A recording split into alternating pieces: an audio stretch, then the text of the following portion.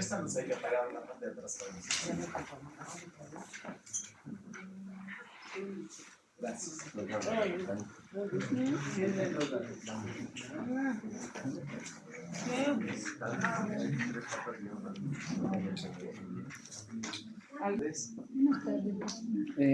¿Van a hacer su hojita de... ¿Ya están haciendo? ¿O sí, hoja de apuntes? Sí. ¿Por qué eso piden en dirección? Solo por eso. Entonces vamos a seguir con las patologías para revisar patologías en tomografía de cerebro. Hemos visto en el capítulo 1 lo que es traumatismo craneoencefálico, ¿no es cierto? O sea, hemos visto todas las imágenes, qué tipo de imágenes se pueden producir por traumatismo. Y habíamos dicho que son estudios comunes por emergencia. Ahora vamos a ver lo que son las enfermedades vasculares cerebrales. También se puede llamar enfermedad cerebrovascular, se puede llamar accidente cerebrovascular. Entonces, también es grande el capítulo porque realmente son estudios comunes también. Solamente que cuando hablemos de las enfermedades vasculares cerebrales, en primera instancia, el estudio elegido es la tomografía. Pero en muchos casos, según la clínica, también se prefiere un estudio de resonancia. Aquí nosotros tenemos que ver una gran diferencia entre tomografía y resonancia. Resonancia es mucho más sensible para las lesiones cerebrales. En tomografía más sensible para la parte ósea. Pero se prefiere la tomografía en primera instancia. ¿Por qué? Porque son estudios realmente rápidos, son accesibles, a nivel del precio también es mucho menor que un estudio de resonancia. En cambio, resonancia, los estudios de resonancia normalmente se programa y en nuestro medio no hay muchos centros que se hagan resonancia y el costo también es bien elevado. En todo caso, por ese factor más, también se prefiere en primera instancia para las lesiones también de enfermedades vasculares cerebrales, en primera instancia tomografía, por lo que acabamos de señalar. Si no se puede descubrir la lesión, entonces automáticamente hay que programar un estudio de resonancia. Entonces, traumatismo craneoencefálico, ya lo habíamos visto. Más o menos las imágenes van a ser las mismas, pero el origen es totalmente distinto. Ya hemos dicho, ¿no es cierto? Aquí en el traumatismo, ¿qué es lo que más vamos a evaluar? Son los hematomas. Y ahí decíamos,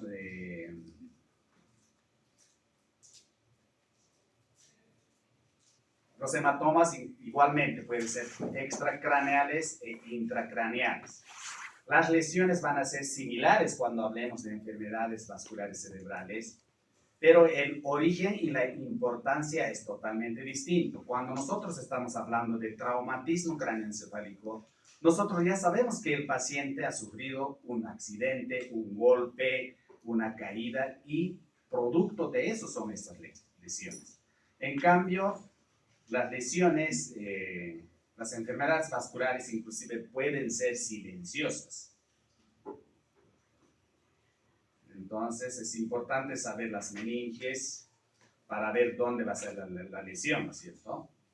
Y siempre diferenciar si van a ser las lesiones en el parénquima cerebral, que también son intraaxiales y se llaman extraaxiales, las lesiones que son periféricas, que están fuera de la masa del cerebro.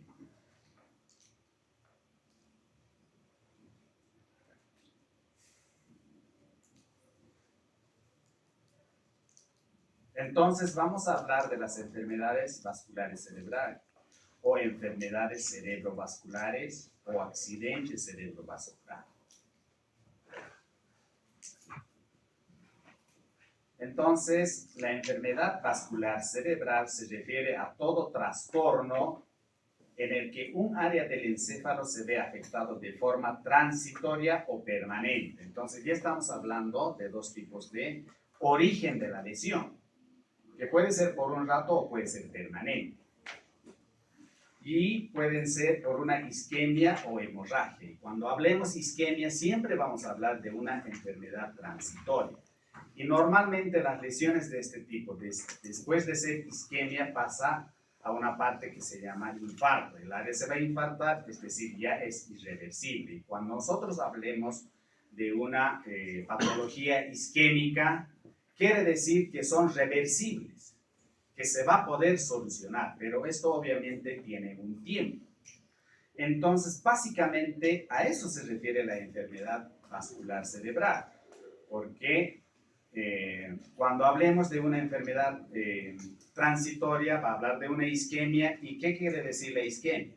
Que ha perdido la irrigación una zona determinada de un cerebro, o inclusive puede ser un menor flujo de sangre en todo el encéfalo.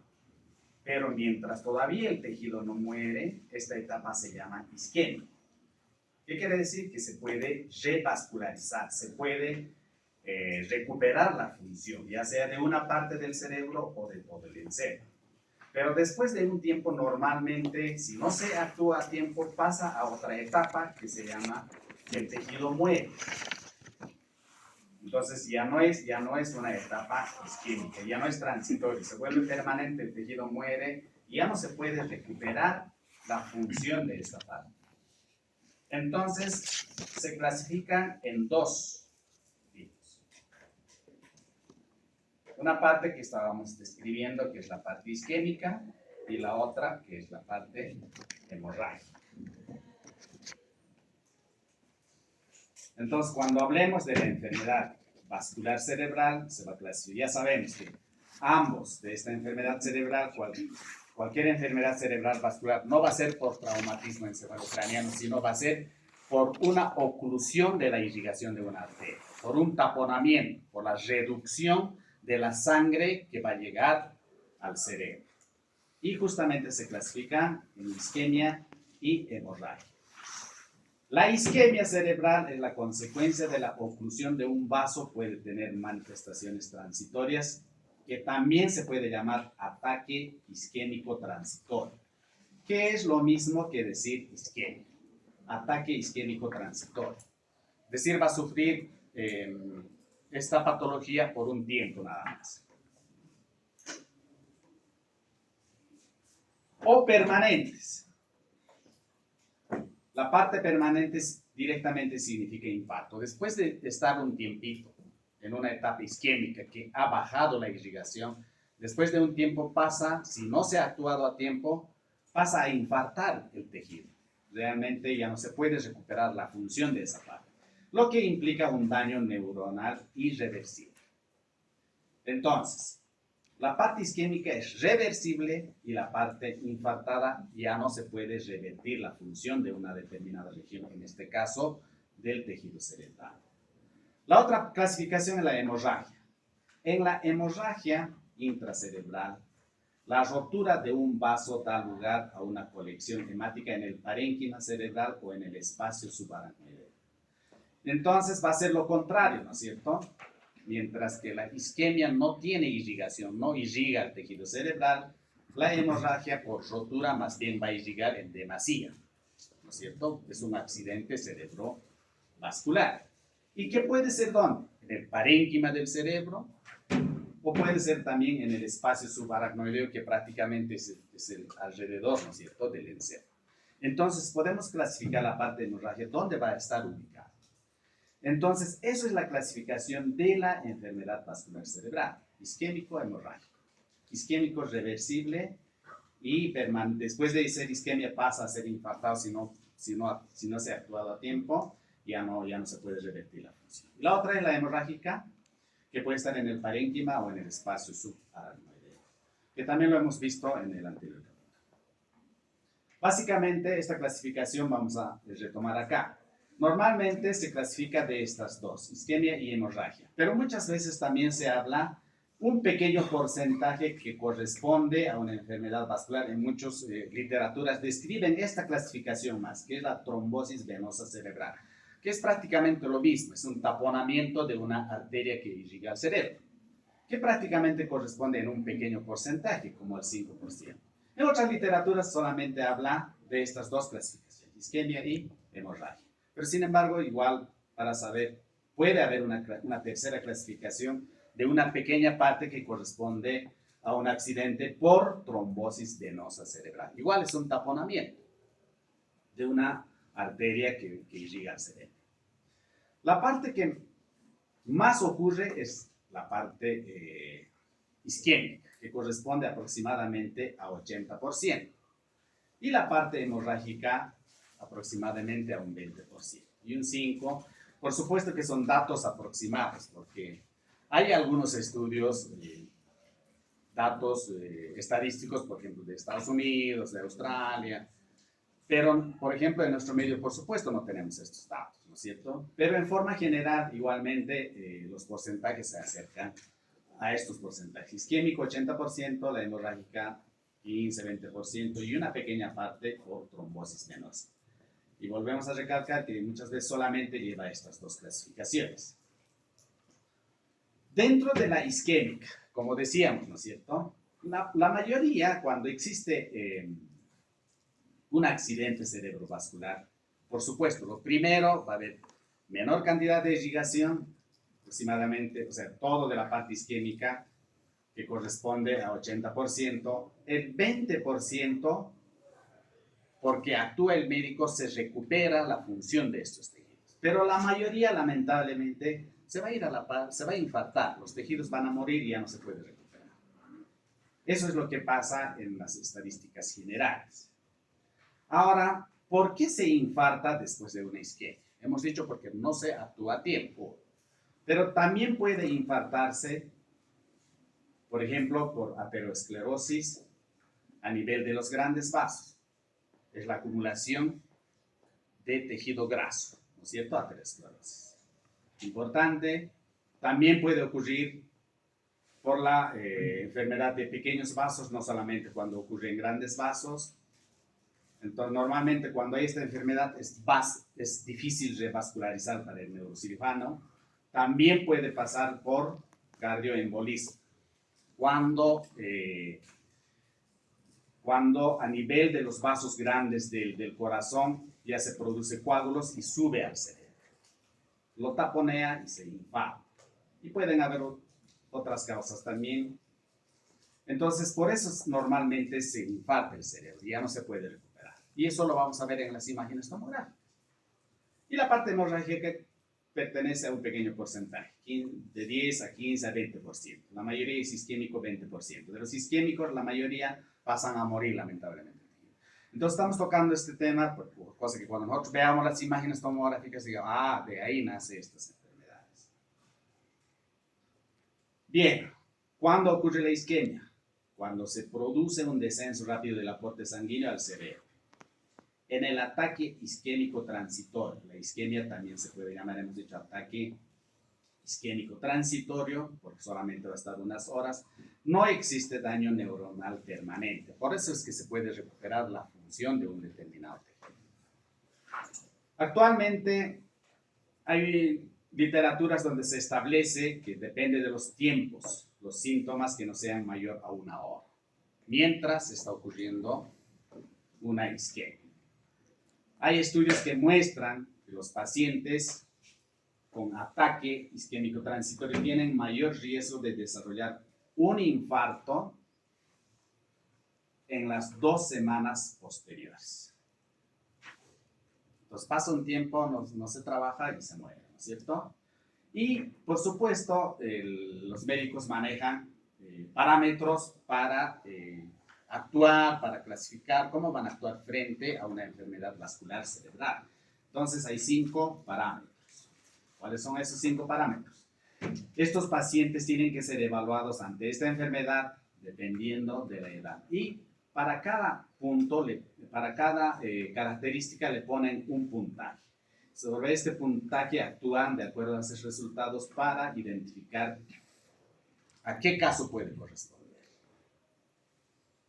Tiene que ver con la edad del paciente, cuando es mayor a 60 años, un punto. Tiene que ver la presión arterial. Normalmente sufren mucho los pacientes, aquellos pacientes que tienen hipertensión arterial. Y puede producir una hemorragia, ¿no es cierto? Porque revientan las arterias a nivel cerebral. Puede haber otras características clínicas, que no funciona una parte del cuerpo. Entonces, automáticamente el médico necesita una tomografía para ver dónde está la lesión y para ver si mientras está en la etapa de isquemia lo puede recuperar o no. Alteración del habla, pero el paciente no puede hablar, pero sin embargo camina normal. Entonces cada uno de estos se caracteriza y le ponen un punto. La duración de la isquemia, del ataque transitorio, ¿no es cierto? Y también tiene que ver la diabetes. Entonces todo esto caracterizan y después de eso más o menos para ubicarse, realmente hay un accidente cerebrovascular, para que se pregunte el médico, ¿no es cierto? Y hay que recordar que todos los métodos imagenológicos para un diagnóstico son de apoyo, no son totalmente determinantes. Entonces, por eso es que ya sea la tomografía, la resonancia, la medicina nuclear, rayos X, son estudios complementarios para un diagnóstico. Por eso es que en la actualidad ahora se dice que muchos médicos, por ejemplo, no hacen una buena evaluación al paciente y directamente ponen laboratorios, rayos X, y se basan en estos estudios. Pero tiene que el médico utilizar mucha clínica para primero ver qué estudio va a pedir. Entonces, ningún estudio imagenológico es determinante. Todos son complementarios. De acuerdo a este puntaje, entonces el médico puede ser bajo riesgo, riesgo moderado o alto riesgo. Ahí están los puntitos. Por ejemplo, 1 a 3 puntos, riesgo de infarto a los 2 días corresponde a 1%, a los 7 días tiene la posibilidad de infartarse a 1.2%. Lo mismo en el riesgo moderado, ¿no es cierto? A los 2 días un poquito más aumenta. Y el de alto riesgo ya corresponde a mayor porcentaje. Entonces, pero trabajan de esta manera. Entonces, todo esto está en la literatura. Y para nosotros es para saber, ¿no es cierto?, cómo actúan y para que nosotros veamos las imágenes con mayor criterio. Eso entonces en cuanto a la isquemia. En cuanto a la hemorragia, que es en menor porcentaje, hemos dicho, ¿no? La hemorragia normalmente es el 15 a 20% de los casos. En cambio, la isquemia, la parte isquémica prácticamente es la mayoría, 80%. La hemorragia cerebral, también se llama ictus, se produce por la ruptura de un vaso sanguíneo con extravasación de sangre dentro de la cavidad craneal. Entonces es al revés, ¿no es cierto? Mientras en la isquemia no hay circulación sanguínea, en la hemorragia, por supuesto, hay extravasación o infiltración, ¿no es cierto? Igual que cuando infiltramos, nos salimos de la vena y metemos en el área intracelular la sangre. Entonces aquí es lo mismo, hemorragia. La hemorragia intracerebral puede ser intraventricular o intraparenquimatosa. No solamente puede ser en el parénquima, sino también se puede infiltrar a nivel de los ventrículos, ¿no es cierto? Donde tenemos el líquido que actúa permanentemente en el cerebro para neutralizar. Entonces puede haber hemorragia a ese nivel. Según la región afectada puede ser troncoencefálica, cerebrosa o hemisférica, y esta última a su vez puede ser lobular profunda masiva. Solamente a qué región pertenece. Pero, ¿por qué estamos dando la importancia a la enfermedad cerebrovascular? Porque realmente en todo el mundo le dan importancia y debemos también nosotros conocer que cuando se habla de una enfermedad cerebrovascular es grave. Tercera causa de muerte a nivel mundial. En algunos países latinoamericanos, por ejemplo, es la segunda causa. Pero a nivel general es la tercera causa de muerte. Es un problema mundial realmente. A veces no lo tomamos en cuenta nosotros, ¿no? Porque seguro que ni siquiera sabemos por qué en nuestro país primero la gente muere. ¿No es cierto? Primera causa de discapacidad en el adulto. Porque realmente cuando se infarta una zona del cerebro, quedan hemiparásicos, o sea, pueden caminar bien o no, pueden manejar solamente una mano, no pueden mover la mitad del cuerpo, todo eso. Primera causa de discapacidad en el adulto. Segunda causa de demencia. Y esto es una enfermedad terrible también, ¿no es cierto? Porque muchos hemos debido tener una experiencia donde la abuelita ya no se acuerda de los quién eres. Su nieto ya no reconocen al hijo. Es un problema tremendo. 15 millones de personas sufren un infarto cerebral cada año. Entonces, si hablamos de números es demasiado, ¿no es cierto? 5.5 millones mueren. El 10% de todas las muertes producidas son por enfermedad cerebrovascular. De todas las muertes, el 10% pertenece a enfermedad cerebrovascular. Por eso también es la tercera causa de muerte a nivel mundial. En promedio se produce un accidente cerebrovascular por minuto, o sea, en una hora 60 de riesgo. ¿Cuáles son los factores de riesgo? Tanto los isquémicos y las células que mueren más o menos comparten los mismos riesgos. Hay no modificables y modificables.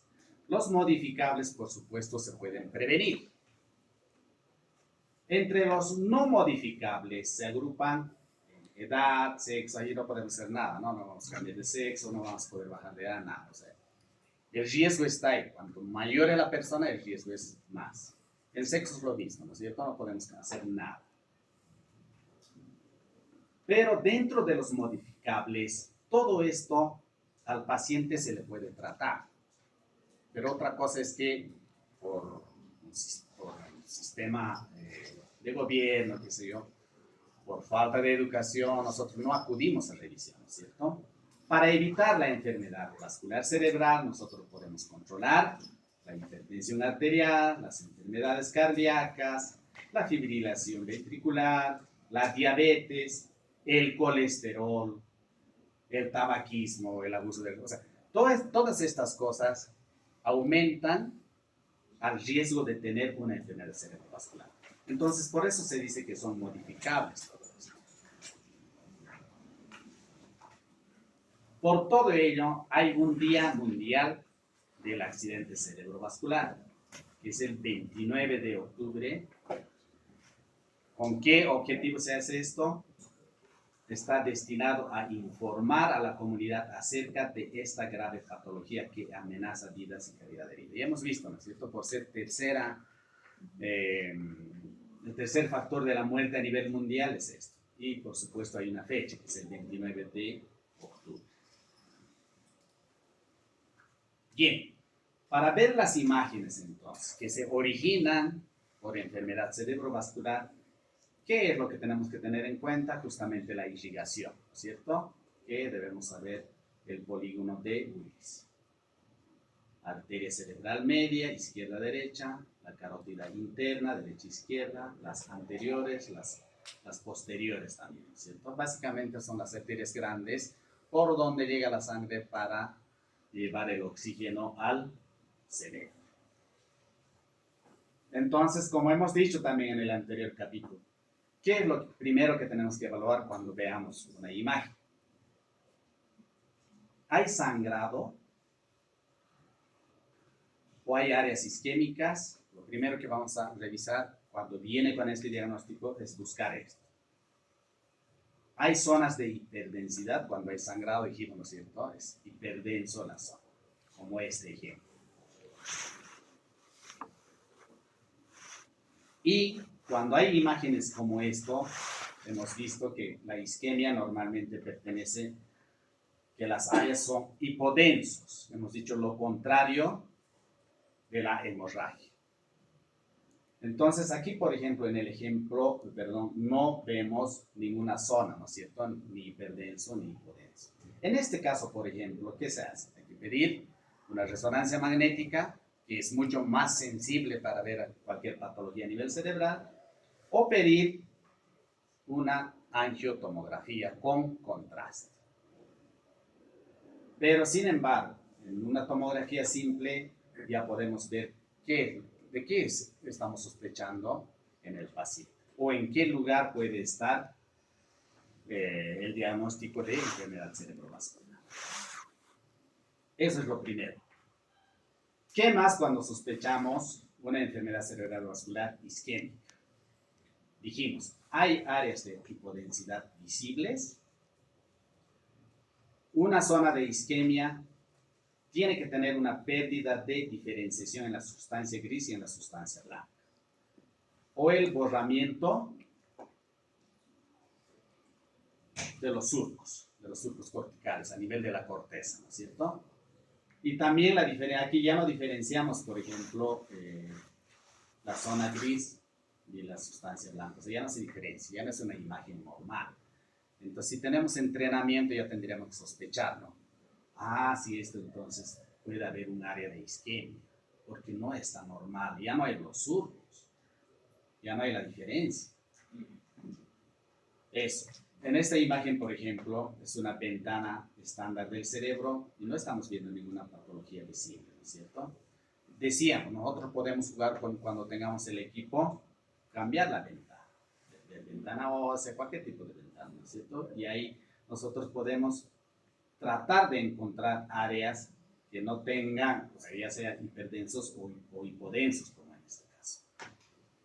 Si no está claro, por supuesto van a solicitar otro examen con mayor sensibilidad, ya sea una angiotomografía o una resonancia.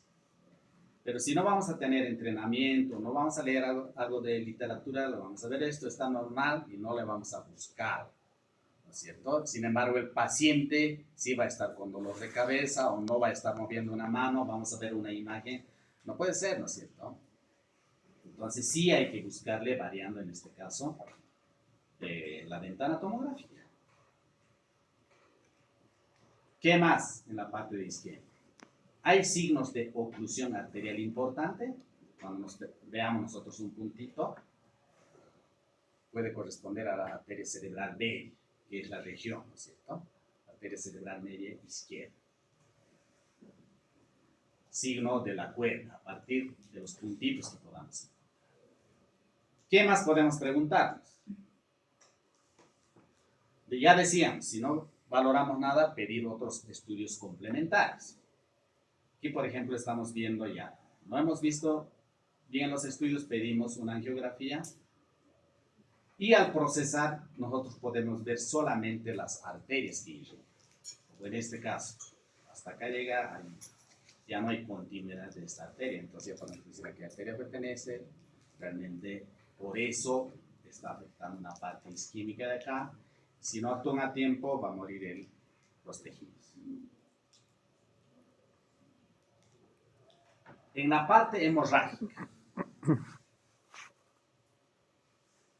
las imágenes de 1 a 3 días después del accidente cerebrovascular van a ser hiperdensos. A los 10 días isodenso. O sea, cuando es isodenso prácticamente no vamos a poder evaluar, ¿no es cierto?, qué parte puede ser la lesionada en la corteza. Porque prácticamente no se ve la diferencia y a eso se llama isodenso, que es el mismo color del tejido. A los 10 días ya es hipodenso.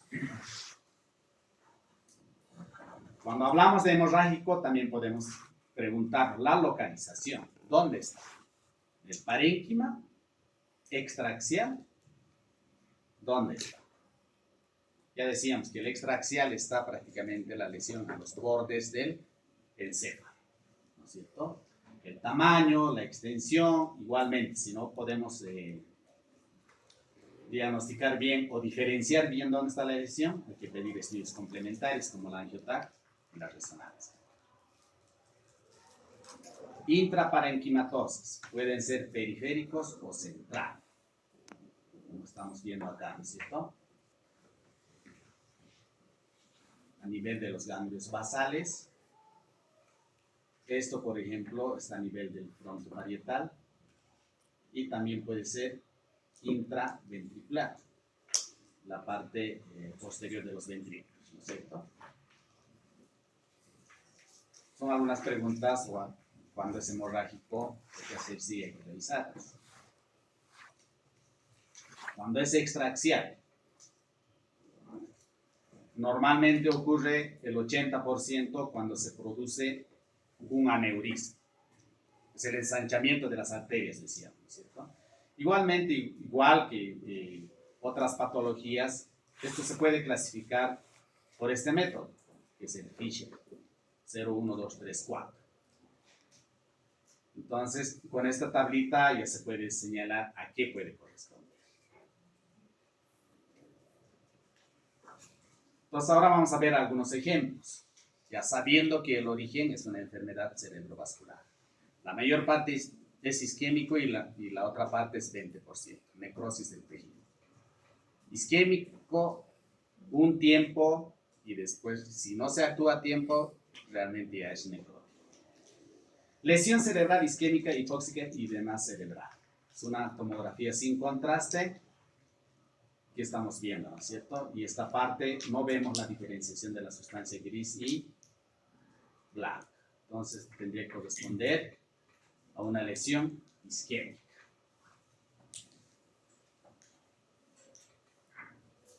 Un infarto pequeño, lacunar es algo pequeño, ¿no es cierto? Totalmente distinto, totalmente hipodenso y pequeño.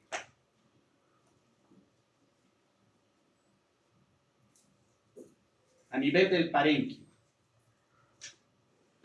hiperdenso y una lesión grande que prácticamente afecta a todo el parénquima, ¿no? Por lo menos el lado derecho. Y normalmente las hemorragias se producen por aneurisma, dijimos.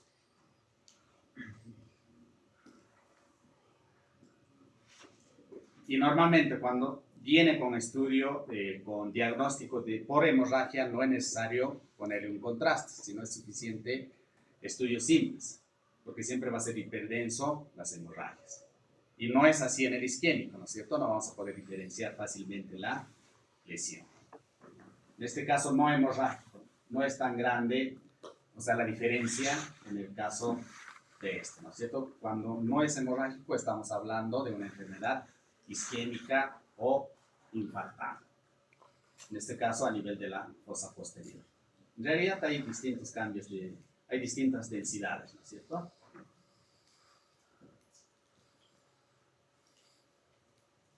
Hay enfermedades de edema. Aquí, por ejemplo, prácticamente es una imagen normal, ¿no es cierto? Pero sí en el lado derecho ya no es normal. Aquí, por ejemplo, puede corresponder a una lesión de edema.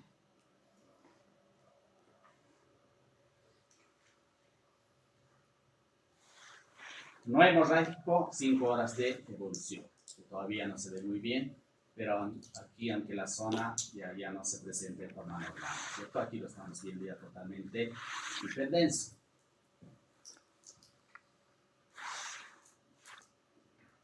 Aquí también, ¿no es cierto? Edemas. Enfermedad cerebrovascular, 6 a 32 horas, porque después de más tiempo normalmente estos tejidos van a necrosarse, ¿no es cierto? Ya no se va a poder revascularizar. Aquí lo mismo, las lesiones son graves, ¿no es cierto? Que corresponden a una edema cerebral. Los crónicos que decíamos son antiguos, en este caso son después de las 32 semanas. Disminución del edema, pero aquí vemos esta zona totalmente hipodenso, las cisuras están engrosadas.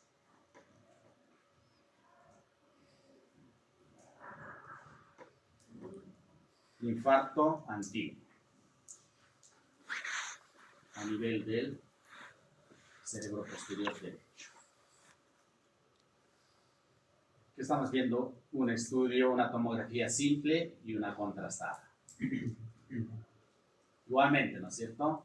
Esta zona ya no hay irrigación, pero con contraste una parte sí irriga muy bien y otra parte ya prácticamente está necrosada. Aneurisma, ¿no? Ensanchamiento de una arteria. Aquí está, ¿no es cierto? Hay zonas infartadas a nivel del tálamo. Veamos. Entonces, eso en relación a la enfermedad cerebrovascular. Prácticamente son las mismas imágenes. Hemos visto zonas hiperdensas, zonas hipodensas, pero sobre todo el origen es importante. La primera hemos visto traumatismo cráneoencefálico y el segundo que son ya enfermedades cerebrovascular. Los tumores van a tener distinta característica. El origen también es distinto, hay estudios de control, todo eso, finalmente neuroinfección. Entonces, eso por hoy día, el martes, vamos a ver lo que son los tumores y neuroinfección. ¿Alguna pregunta, alguna consulta?